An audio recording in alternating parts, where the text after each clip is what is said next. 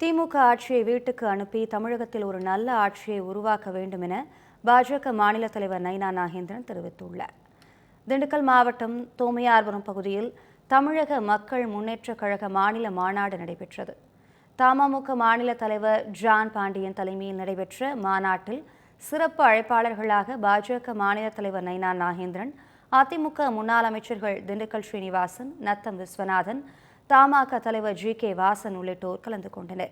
அப்போது பேசிய பாஜக மாநில தலைவர் நைனா நாகேந்திரன், தமிழகத்தில் ஆட்சி மாற்றம் ஏற்படுவதை யாராலும் தடுக்க முடியாது என கூறினார். 2026 தேர்தலில் தேசிய ஜனநாயக கூட்டணி மிகப்பெரிய வெற்றி பெறும் எனவும் நம்பிக்கை தெரிவித்தார். மேலும் பிரதமர் மோடி தலைமையில் தமிழகத்தில் ஆட்சி மாற்றம் வர வேண்டும் என்றும், எடப்பாடி பழனிசாமி முதலமைச்சராக வர வேண்டும் எனவும் நைனா நாகேந்திரன் கூறினார். 2026 தேர்தலிலே நிச்சயமாக மிகப்பெரிய ஒரு வெற்றியை நாம் பெறப்போகிறோம். அதற்கு அடித்தளம் இந்த திண்டுக்கல்லே மாநாடு. திண்டுக்கல்னாலே பூட்டு, ஆனால் நாம் போட வேண்டிய பூட்டு இந்த திமுக ஆட்சிக்கு வைக்க வேண்டிய வேட்டு.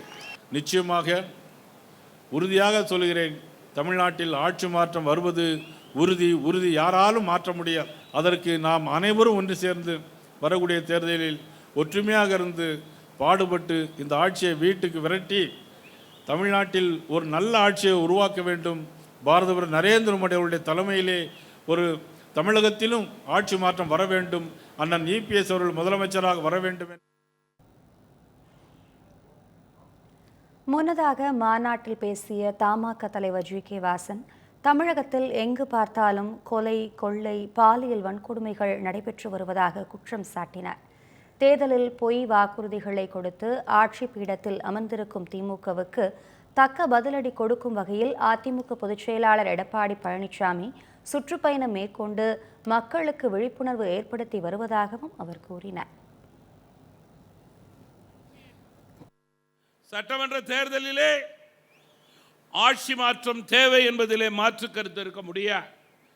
அத்தகைய ஆட்சி மாற்றத்திற்கு அடித்தளமாக இன்றைக்கு அண்ணா திராவிட முன்னேற்ற கழகத்தினுடைய பொதுச் செயலாளர் சுமார் 80 தொகுதிகளுக்கு மேல் மக்களை சந்தித்து அவருடைய எண்ணங்களை பிரதிபலித்துக் கொண்டிருக்கிறார். இன்றைக்கு தமிழகத்தினுடைய அரசியல் நிலை என்ன? கொலை, கொள்ளை, திருட்டு, டாஸ்மாக், பாலியல், போதைப்பொருள் என்று அடுக்கிக் கொண்டே போகலாம். இவைகளை தடுத்து நிறுத்தக்கூடிய தகுதியில்லாத அரசாக இந்த அரசு இன்றைக்கு செயல்பட்டு கொண்டிருக்கிறது.